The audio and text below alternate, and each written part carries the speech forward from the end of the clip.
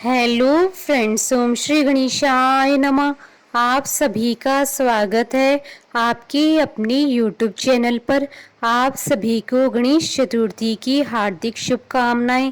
Friends, आज हम आपको इस वीडियो में बताने जा रहे हैं, अगर गणेश चतुर्थी के दिन भूल से चंद्रमा का दर्शन हो जाए तो चंद्र दर्शन के दोष को मिटाने के लिए किए जाने वाले उपायों के बारे में। फ्रेंड्स, वीडियो शुरू करने से पहले आपसे रिक्वेस्ट है, अगर आप हमारे चैनल पर नए हैं और आपने अभी तक चैनल को सब्सक्राइब नहीं किया है तो प्लीज़ सब्सक्राइब कीजिएगा चैनल को, साथ ही प्रेस कीजिएगा बेल आइकन को, जिससे नए वीडियो से रिलेटेड नोटिफिकेशन आपको तुरंत प्राप्त हो सके। और वीडियो पसंद आने पर वीडियो को लाइक और शेयर ज़रूर कीजिएगा ताकि सभी भक्तों को इस वीडियो का लाभ प्राप्त हो सके।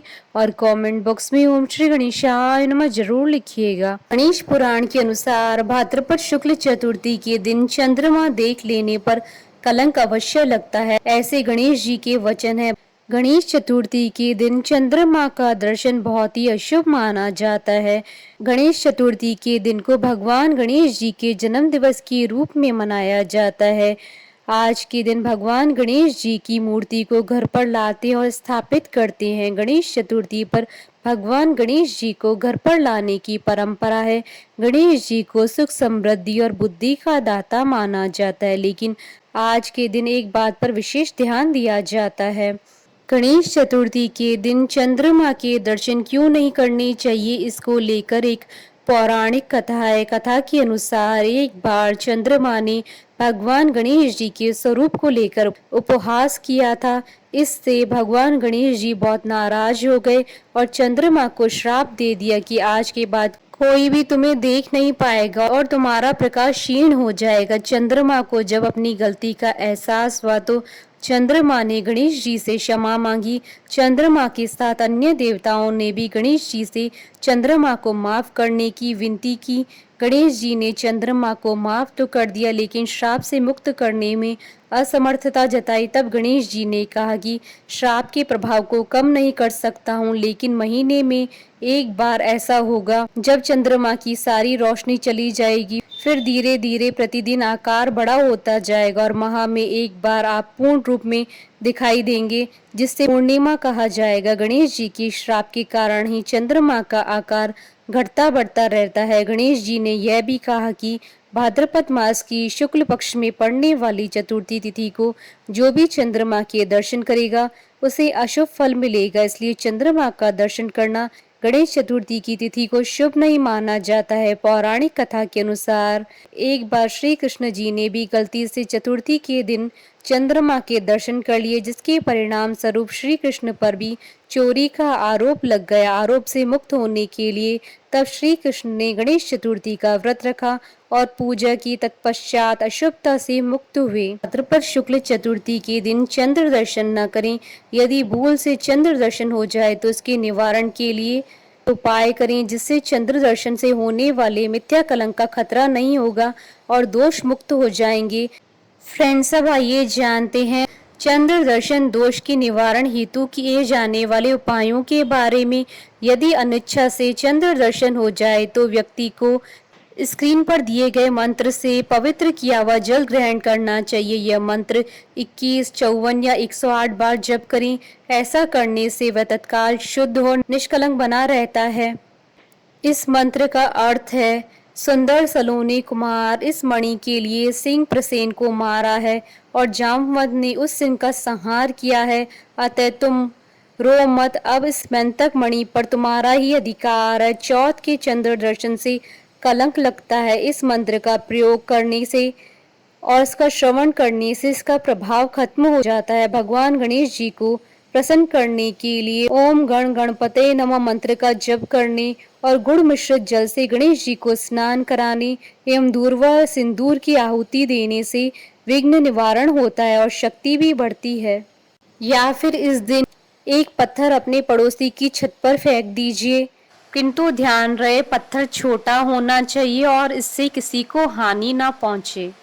या शाम के समय अपने अति प्रिय निकट संबंधी से कटु वचन बोले, तत्पश्चात अगले दिन प्रातः उसे क्षमा मांग ले या आईने में अपनी सूरत देखकर उसे बहते हुए पानी में बहा दें, या फिर इस दिन मौली में 21 दूर्वा बांधकर मुकुट बनाएं तथा इस मुकुट को गणपति के मंदिर में गणेश जी के सिर पर सजाएं, या फिर रात के समय मुख नीचे करके और आंखें बंद करके आकाश में स्थित चंद्रमा को आईना दिखाएं तथा आईने को चौराहे पर ले जाकर फेंक दीजिए, या फिर इस दिन गणेश जी की प्राण प्रतिष्ठित मूर्ति पर 21 लड्डुओं का भोग लगाएं। इनमें से 5 लड्डू गणेश जी की प्रतिमा के पास रखकर शेष ब्राह्मणों में बांट दे। शाम के समय सूर्यास्त से पहले किसी पात्र में दही में शक्कर फेंट ले, इस घोल को किसी धोने में रख ले तथा इस घोल में अपनी सूरत देखकर अपनी समस्या मन ही मन कहें। तत्पश्चात इस घोल को किसी श्वान अर्थात कुत्ते को खिला दें,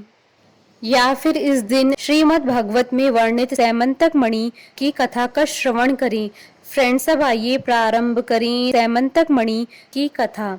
एक बार नंद किशोर ने सनत कुमारों से कहा कि चौथ की चंद्रमा के दर्शन से श्री कृष्ण पर जो लांछन लगा था वह सिद्धि विनायक व्रत करने से ही दूर हुआ था। ऐसा सुनकर सनत कुमारों को आश्चर्य हुआ। उन्होंने पूर्ण भ्रम श्री कृष्ण को कलंक लगने की कथा पूछी तो नंद किशोर ने बताया, एक बार जरासंध के भय से श्री कृष्ण समुद्र के मध्य नगरी बसाकर रहने लगे। इसी नगरी का नाम अब द्वारकापुरी है। द्वारकापुरी में निवास करने वाले सत्राजित यादव ने सूर्य नारायण की आराधना की। तब भगवान सूर्य ने उसे नित्य 8 बार सोना देने वाली सैमंतक मणि अपने गले से उतारकर दे दी। मणि पाकर सत्राजित यादव जब समाज में गया तो श्री कृष्ण ने उस मणि को प्राप्त करने की इच्छा व्यक्त की। सत्राजित ने वह मणि श्री कृष्ण को न देखकर अपने भाई प्रसेनजित को दे दी। एक दिन प्रसेनजित घोड़े पर चढ़कर शिकार के लिए गया। वहां एक शेर ने उसे मार डाला और मणि ले ली। रीछों का राजा जामवंत उस सिंह को मारकर मणि लेकर गुफा चला गया। जब प्रसेनजित कई दिनों तक शिकार से न लौटा तो सत्राजित को बड़ा दुख हुआ।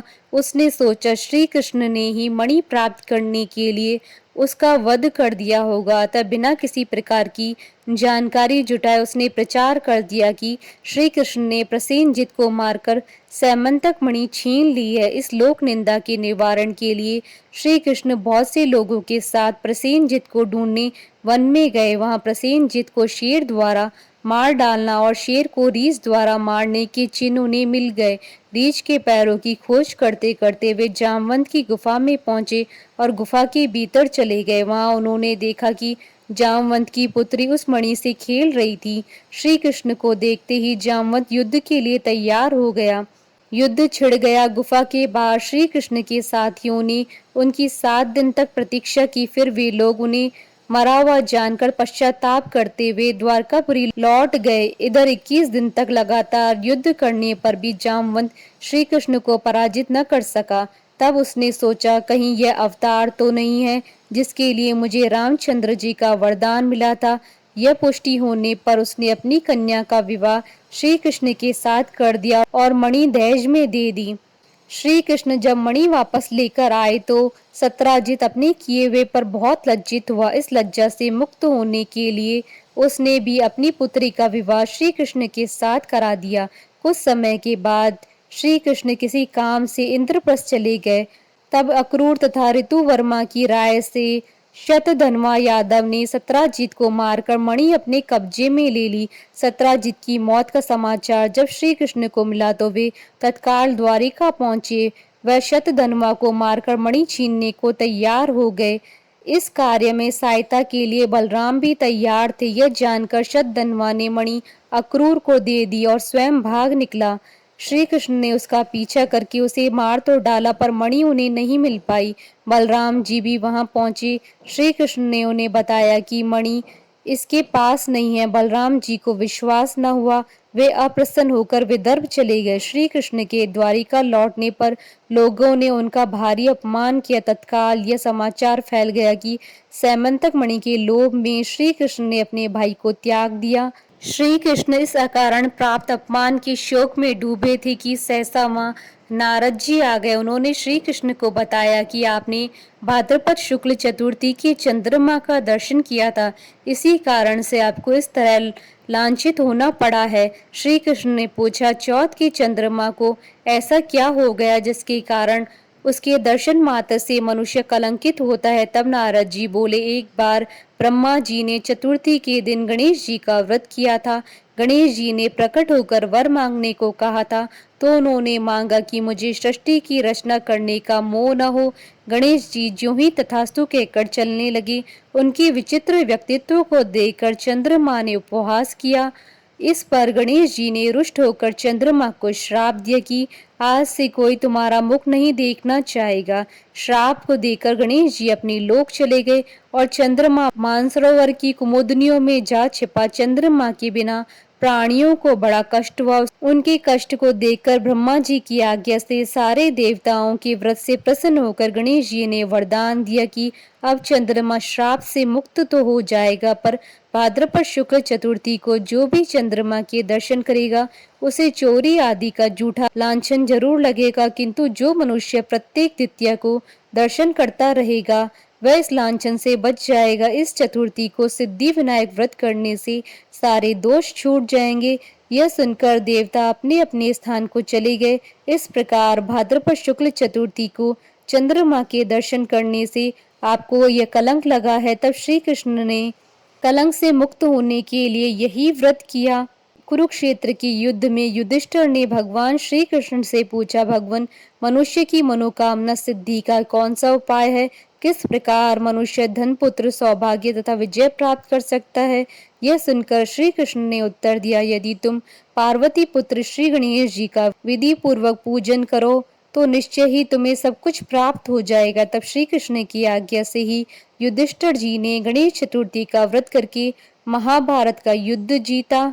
इस कथा के श्रवण मात्र से ही गणेश चतुर्थी पर किए गए चंद्र दर्शन के बाद लगने वाले दोष का निवारण हो जाता है। बोलिए भगवान गणेश जी की जय। हमारे साथ इस वीडियो में अंत तक बने रहने के लिए आपका धन्यवाद। ओम श्री गणेशाय नमः।